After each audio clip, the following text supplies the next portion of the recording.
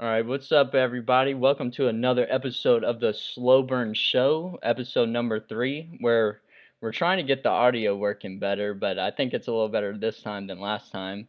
But along with that, we got a special guest in Jackson Whitlow. He's a just now turned professional jiu-jitsu competitor, and we'll talk about that first.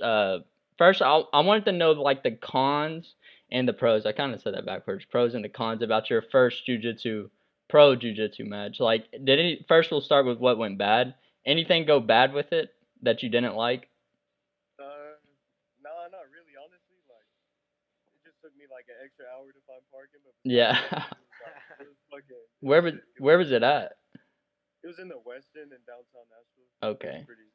Yeah, it was sick. So like at a hotel, like at the bottom of a Yeah, hotel.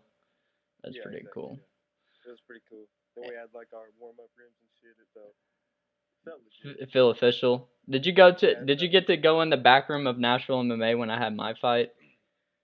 Uh, like the Oh training wait, room. oh wait, you Yeah. competed. I'm so Yeah, dumb. we You were practicing competed with already. me. Yeah. Yeah, So was it kind of like that where we had like our own little warm up area and everybody had their own bathrooms and stuff? yeah, like same kind of thing. It felt like the real deal. Yeah, Even though it's small, it felt legit. Like it felt good. that's pretty dope. Now, what all did you like about it? I mean, you pretty much just said it right there, but I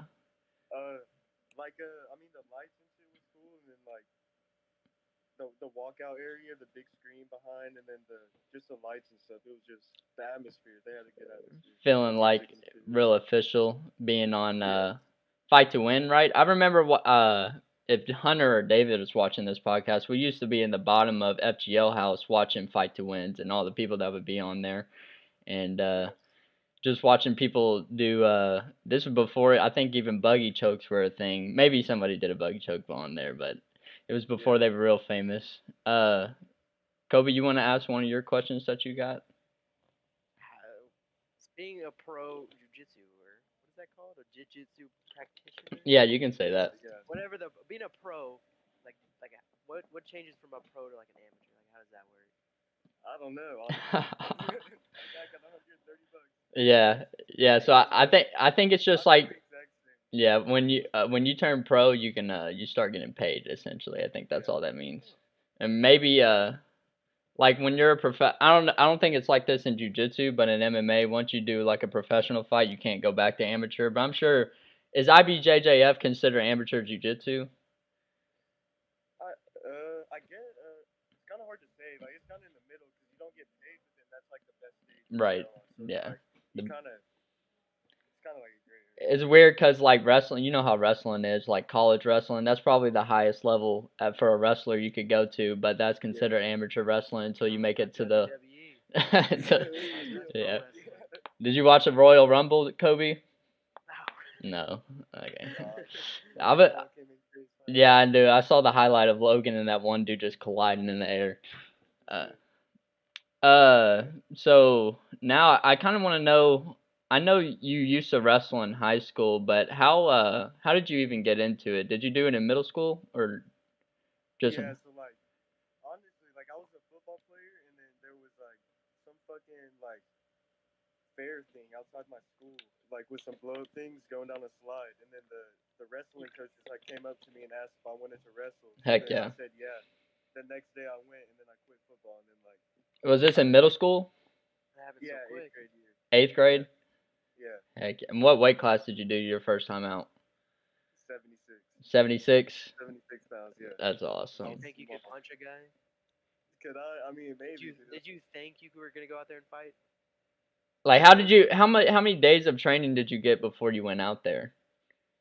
For my first wrestling match, Mm-hmm. probably like probably 2 or 3 weeks. Okay. Yeah, but yeah, I like quit. Like the day I started wrestling, though, like I quit football and shit, then practiced for a month and had my first match and stuff. Okay. But yeah, Yeah, what Kobe was leading to, I only had like less than 24 hours to prepare for my first wrestling match.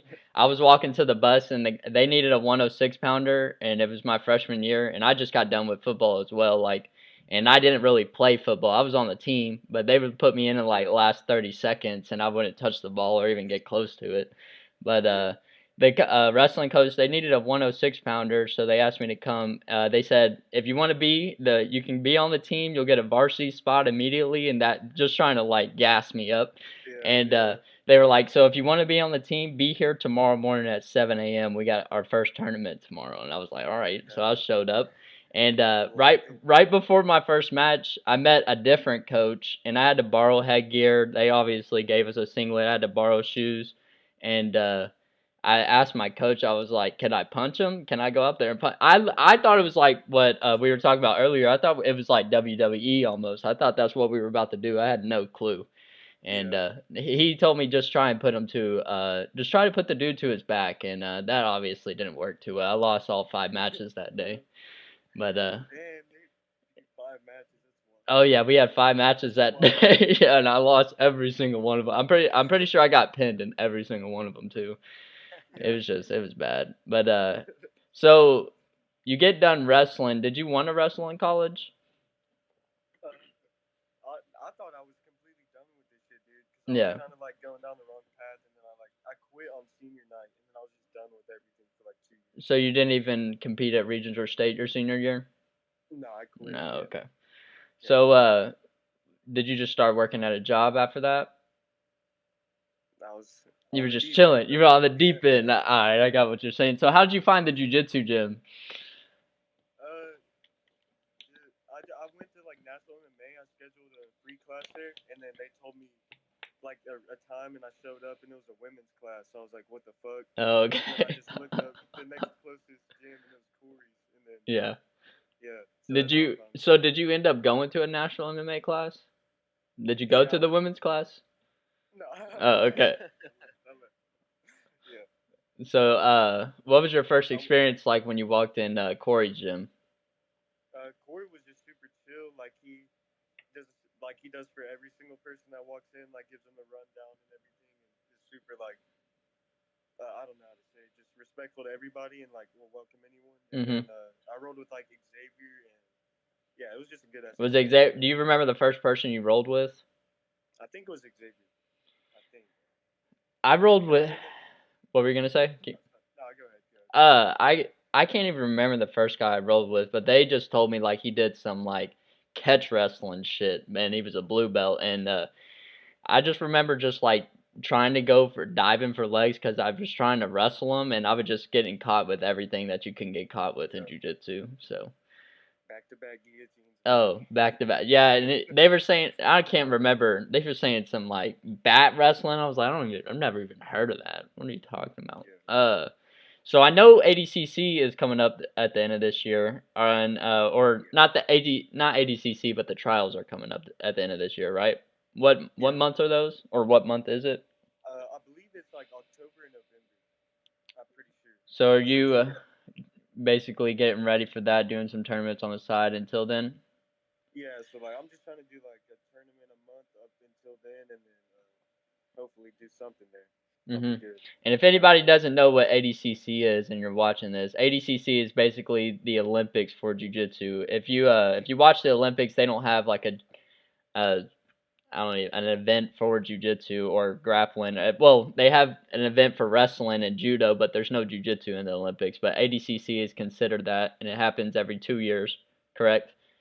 Yeah. And so they'll do like a trials the year before, and you have to win the trials tournament to get in. I think it's like 10 people off the trials get in, or something like that, all over their world, and then 10 people get invited into those weight classes, right? Yep. And then they're doing like open tournaments too, kind of like IBJJF next year. Okay. So yeah, and this year it's going to be on Fight Pass. I think the trials are going to be on Fight Pass, so that's going to be super cool. If you'll be able to watch Jackson for $5.99 a month. Indeed. So do you have any? How old are you now? 20. So you're 20 years old. Yeah. So dude, for some reason I thought you were like able to drink and stuff at this moment, but so in 5 years you're going to be 25. What do you how do you plan, or where do you plan to be in the jiu-jitsu space at that point? I mean, I hope to have at least one blue belt worlds, and purple belt worlds by then for sure, and then hopefully start like transitioning into some like have some amateur fights done by then too, and then transition into MMA Hell yeah. by then. Is there a certain year you want to try and get your first MMA fight in? Hopefully this year if Hopefully I this get the year. balls for it. Yeah. Are you gonna By do the it end of this year. after trials? Yeah, like after worlds and trials, and then hopefully get my striking. I need to stop saying hopefully and just do it, but like fucking spend 6 months of doing striking and then get a fight by December. You've been working on your striking. I know you haven't like I know what you're trying to say. You haven't like dedicated 100% of time like you do to jujitsu, but you still been working on it. But that's super cool, man. Uh, do you have any other questions, Kobe? Hey, I mean, what's your favorite choke or whatever it's called? I don't know. Fucking guillotine, I guess. You like the guillotine? I like the buggy choke. Buggy choke? They're cool. Well, I know you got some company over, Jackson, so we don't got to keep you for too much longer. But I appreciate you coming on here, man. That was super No cool. problem, dude. I appreciate it. No Yeah, problem, any man. shout outs before you leave? Oh yeah, any shout outs before you leave? I've been on one, man. Fucking shout out Phoenix MMA. Oh yeah. You know? Oh yeah. Come on, bro. Hell yeah, bro. Yeah, All right, man. I'll see you. Alright. Peace, bro. That was awesome. So now we're just gonna recap last week's event since there's no UFC this weekend. We'll recap UFC 283 Teixeira versus Hill. Do you want to start at the main event or do you want to start at Johnny Walker Paul Craig? We'll go to that one. I'm debating how we should we tell who we picked and then go into it. Yeah, you picked Craig. So, do you want to talk about why you picked Craig and how disappointed were you in his performance? I picked Craig because I just remember seeing Johnny Walker getting knocked out. Yeah. But I'd never seen any other highlights from him. But after the fight, I saw a bunch of highlights. Yeah. So if I would have seen those, I might have picked hey. Yeah. You might have picked. But I don't know. I was like, I was planning for a first round knockout, but yeah. Not like that. Yeah, I was kind of sick that it started out really kind of methodical. They were going like very technique for technique, going real quick, and then all of a sudden, Johnny Walker throws a kick and Paul Craig catches it, and once he got that leg, it was like he didn't want to let go of it for dear life, and Johnny Walker was throwing like punches like back fit just with one hand, punching him, and ended up knocking him down and got overwhelmed by the strikes. And I heard in an interview afterwards, I think Anthony Smith was there in Brazil and saw Paul Craig at a bar. And he went up and talked to him, and he said he was just super bummed out about it. And he said Johnny Walker's power just overwhelmed him, and he didn't know what to do. He couldn't handle it, essentially. So with that one, I picked Walker, and I had to risk $205 to win $100 profit. So we came away with $305 on that one, and then Kobe picked Craig, so he was risking the 100 for. I'm pretty sure Paul Craig was a 140 plus 140. No, plus 150. You were risking the 100 for 150, but you just losing what you risk, so the minus 100 on that one. Moving on to Jessica Andrade versus Lauren Murphy. Did you watch all the fights? Yeah, I watched all the main card. Okay, that's what I did. Essential. Well, I watched the whole card, but that's all that really matters is the main card. Like that was a very one-sided fight. It was. It definitely could have been stopped early. I think that's another point I want to talk about later too. Is these corners need to start stopping fights after round 2. I don't think you could have made any reason that Lauren Murphy was going to come back and win that fight. I think the ref let her down. I think the medical people let her down. I think her corners let her down. And I would say that I would put the corners at last, even though that's what I'm going to get to, is that the corners need to start stopping fights. Is that I think the ref could have made a decision and stopped it after 2. And I think The medical when the doctor came in after 2, I think the doctor could have stopped it after 2, and then coaches obviously. I think I don't know what they saw in her to even think that she could have came out and do anything, because the first 2 rounds, Lauren Murphy showed no type of really good anything to keep Andrade off of her, and she got maybe 1 or 2 takedowns, but when she got it, it was for like half a second or maybe a second, and Andrade got right back up and it was in her face throwing power punches. I could understand like keeping it going if it's like a title fight, but that's not like they weren't even like No. they're like middle of the pack, aren't they? Right. Yeah, and I mean, that essentially was like a number 1 contender fight, but even then, like Lauren Murphy's 39, she's on the end of her days. I don't know if I wouldn't fight again after seeing that, because in the UFC at least, because you're only going to get a top ranked fighter, and she just doesn't look like she's able to fight at that level anymore at 39 years old. Yeah, I feel like that was her last push. Yeah. They were talking about it. Yeah. We both took Andrade in that one. We risked the Mean lady. Yeah, she is. We both risked the $520 for $100 profit, so we both came away with $620 on that one in total. Moving on to Gilbert Burns and Neil Magny. You want to say your thoughts first?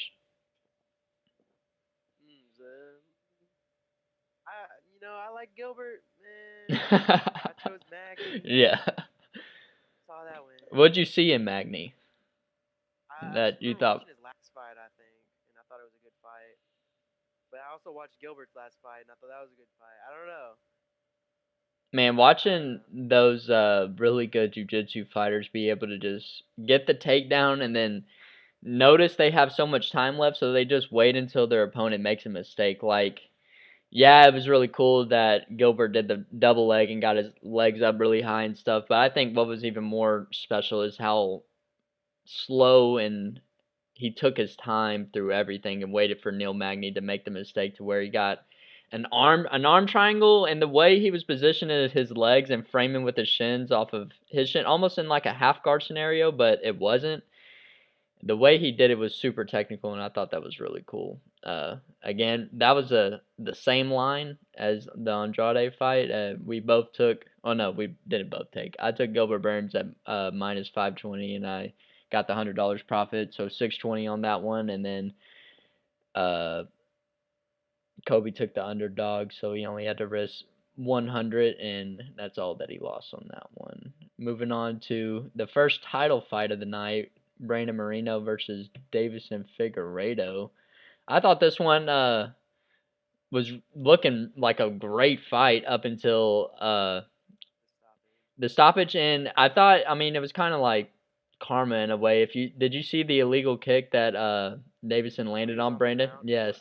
Was he trying to kick him, or is he trying to like move around? I'm pretty sure he was trying to kick him. Do you think he was just trying to like squirming and kicked him on accident? I don't know. It could have. I mean, that could have happened. But I feel like since it didn't affect him, I mean, I'm sure it affected him, Brandon, but like, since it didn't, knock him out, I think he was okay. Yeah. That definitely was illegal, and the ref did Brandon no favors, but karma ended up working in his favor, if you believe in that. It was a good fight until I just feel like that was kind of like a letdown for like the quadrilogy. Yeah. Like that. No one wanted it to be into like that, and I think you could make a case for a 5th fight. I just don't think they could sell it. I don't know how they would sell a 5th fight. And he didn't Figueiredo move up a weight class. Yeah, and that too. So that kind of ruins it. Brandon would have to move up, all that jazz. But a lot of people think. I wouldn't say a lot of people. I haven't seen this, but some people might think that Brandon poked Davison in the eye, but it wasn't a poke. It was a ridge hand punch. His like knuckle. It's a ridge hand punch. You can punch like this, and you can throw a hook like this, but some people, I've seen knockouts where people intentionally will throw with this part of their hand to knock somebody out if they hit them on this part of their chin, or like with this part on that side of the chin. Like this part of his thumb that hit him. It was, but he was throwing a ridge hand hook. Like he was throwing a hook like this intentionally, and I mean that's just part of that knuckle being exposed, and that knuckle went straight in his eye. It was a legal punch, There was nothing. It just sucks that his eyes swelled up super fast like that, and it ended the fight. Like I thought it was super funny. Michael Bisping made a point. He was like, "There's no way someone could fight with one eye. That's impossible." But Davison, they stopped the fight due to his eye just swelling up too much. And so Kobe picked the winner on this one. He picked Brandon Moreno, and he was risking 120 for $100 profit and got 220 off that in total. And then I took Davison at the underdog price, and I lose my base 100 on that one. And that was the only one on the main card that I missed. And so, just saying in that. Moving on to the main event, Glover Teixeira versus Jamal Hill. You want to say your thoughts first? I just wish Glover would have won. I'm all for Jamal, but I just wanted Glover to go out on top. You think he would have retired if he won? I think so. Was he 42? 43. 43. Yeah, I feel like unless it was like Yuri, like he probably would have retired. Yeah. But I still think he would have retired. Yeah, I think so too. Maybe he would. Yeah, I have no clue. There's part of me that thinks that maybe he would have been like, I did it once, I could do it again, and he was so close to beating Yuri. But that time it was weird. Sometimes you'll see these fighters, and all of a sudden they go in there and they just look like super old or like way older than usual. And I know Glover is old, and he always looks like that old man walking in there to whoop some ass, but he just looked like a little bit older against Jamal Hill in that cage that night. He looked a lot slower. Yeah. Time was catching up with him. Right, exactly. And we could say the same thing for Lauren Murphy. Same thing for her. And but congratulations to, he was ranked number 7 getting the title shot and pulls it off for Grand Rapids, Michigan. Have you ever been to Michigan? No. Super cold. Fuck that. I still think that what was his name?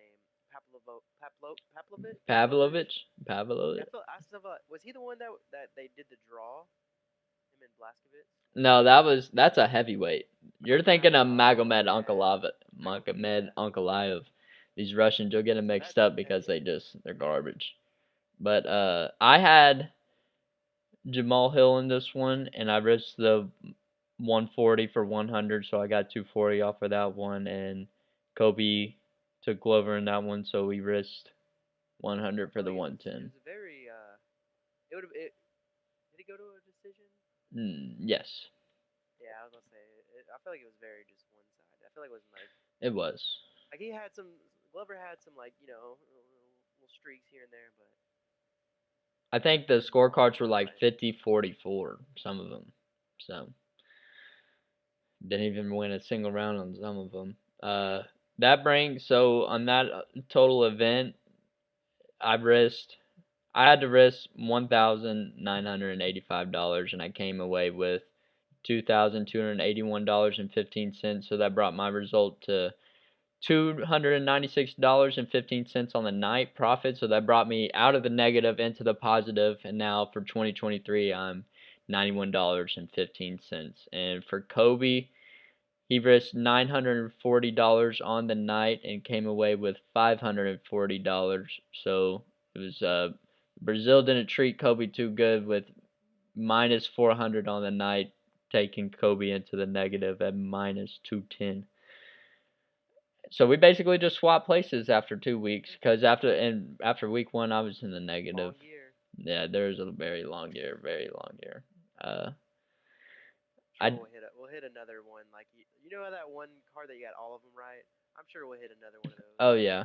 I mean, getting into these swing slips, like I thought I was gonna have a really good night, and seeing the fight almost get stopped in 4 and 5, I was gonna get so hyped. I was so hyped to cash that one, but not cashing that one put me into the negative as well.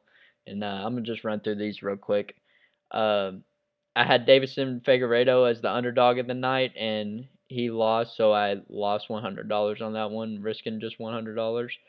And then the prop of the night, I had Hill by 4th and 5th round KO/TKO. I had it split up, so I was doing $50 on each, and lost $100 on that one.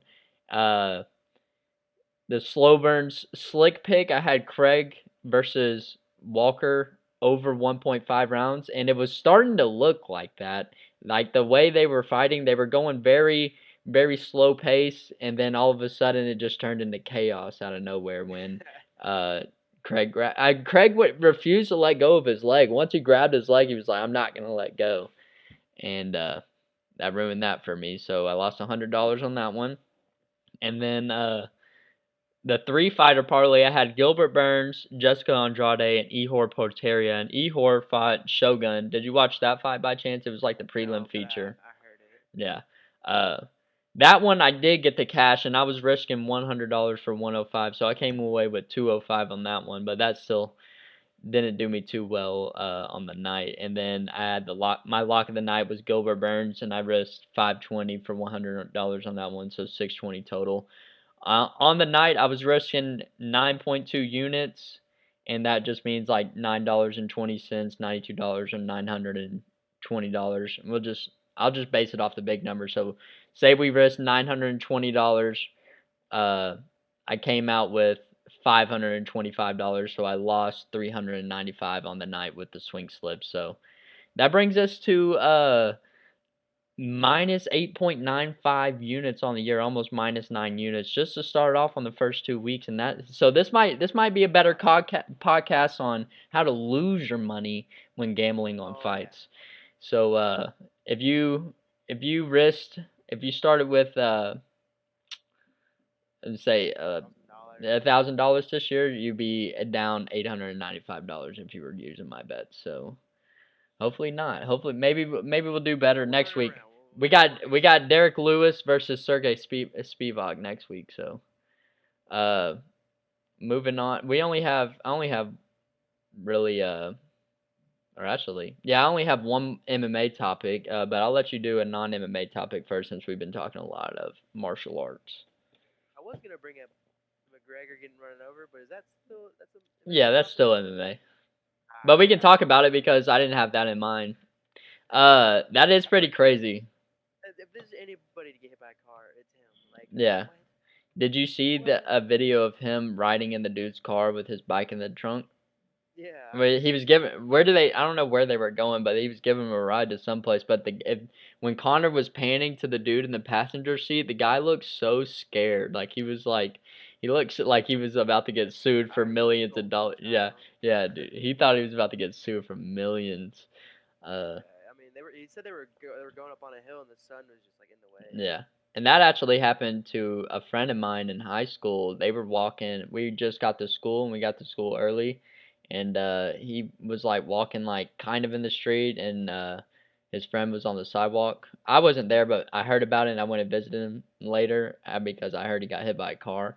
And but they just said the same thing, the sunlight, and they just hit him and he like bounced up and landed on his butt and he like bruised his hip bone or something. It wasn't that bad. It wasn't like he got seriously injured, but I still went and visited homie after he got smacked by a car at school.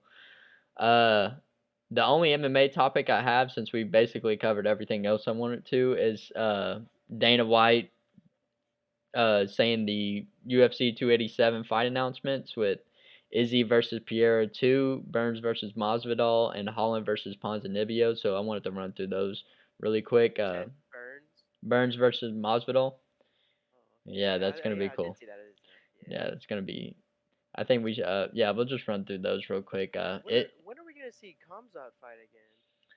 Well, I think we just need to figure out what weight he's gonna do first, or they need to figure out what weight he's gonna do first because he missed weight by like 8.5 pounds versus making 70 last time, and I think he could beat Pereira or maybe even Izzy. By the way, he just has such good grappling, and depending on if he can pace himself and not get too worn out, because Izzy and Pereira both have shown they can defend a takedown. Izzy more than Pereira, but they both have showed it. But speaking on Izzy versus Pereira, that first fight was crazy. Did you watch the first one? Yeah. I definitely thought Izzy was outclassing him for the most part. Besides being on the back foot a lot and having his back against the cage, and I think that's what led to him being tired in the fifth or too tired in the fifth to be able to hold off Alex. But I just feel like he just goes for the decisions. Like I feel like if he would go for a finish, like he wouldn't have lost that fight. But I mean, I don't really know much. That's just the you think if facts Izzy of it. went for a finish, he would have won? Yeah, because I mean, you saw him like with first, second round. At Yeah, the very end, he like yeah. He almost knocked knocked him him out. out. Yeah, that would have changed everything if there was even like 10 more seconds on that. Do you have any early predictions to that one? I mean, I think Adesanya will win. I think I so think too. getting an actual loss for once, like not the. I feel like the Yuri fight. I mean, it was a loss, but like it wasn't his weight class. You mean So I feel like Jan? actually lose. Yan, Yeah, yeah. yeah. I know what you Not meant Whitlow. though. Yeah, I feel like him actually losing in his weight class and losing to Alex again. I feel like he'll be like, all right, I'll get him. Yeah. I think the same thing. I think Izzy will get him this time. He came out as the favorite at minus 140. I think Pierre is plus 140 or plus 110 or something like that. Moving on to the Burns versus Masvidal matchup. I think Burns is just gonna smoke Masvidal, to be real. Yeah, Just kind of, I think it'll look kind of just like the Magny fight was. He went out there, was patient, made sure he didn't get caught with anything, clean, right off rip, and then eventually get to his takedown and get a submission, maybe even probably first round. That might be a good prop to bet. First round sub Burns. I didn't even realize that Masvidal was like he's like 38 or 39. Like Yeah, he's he's getting up old. there. I Yeah, didn't he's even getting realize old. that. Yeah, and that line came out. Burns is like minus 500 and Yeah, Masvidal is plus 400. yeah. I Uh, mean, you saw how he fought against Chimaev, so like yes. I feel like Chimaev will end up with the belt eventually. I don't think So it's not like Masvidal could do that with Chimaev. no, no. I mean, I know MMA math doesn't really work like that, but I just, Yeah, we trying to compare them. Uh, Holland versus Ponzinibbio. Do you know much about Ponzinibbio? no. Is Kevin Holland right? Yeah. I think I've seen like one of his fights. Yeah, he does a Or lot of trash talking, and he always has a lot of controversy or drama behind him leading into fights. did Kevin Holland fight Islam? No, that was Bobby Green. No, but Kevin Holland did fight Kamzat, and he got Oh yeah, ragdolled that was by like him, yeah. where he When he did the went. fake glove touch. Yeah, yeah. This Ponzinibbio dude, Santiago Ponzinibbio, I can't remember. I think he's from Argentina, but I remember one time he was on like a 7 fight win streak, and I was telling my friend, I was like, dude, this guy is next. He is the guy.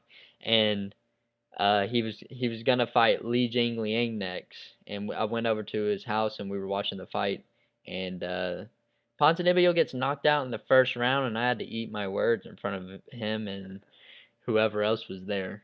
But I was like so high on him until then, so I really don't know how this fight's gonna go. I know Ponzinibbio, I've seen him do really, really great stuff, but as of late, he's just been kind of average, and we all know how Kevin Holland is. If he's on and he's on point and doing what he's Yeah, supposed to be doing, Roses Jr. is just before them. He's on the main card. he is on the main card. Yeah, he's before Holland and Ponzinibbio. And who's he fighting? Christian Rodriguez. I saw a fake thing saying that. Yeah, Figueroa. Yes, did you see that? Yeah, Dude, I like Raul. I do too. I I wouldn't like feed him Raul. Figueredo yet, but Nah.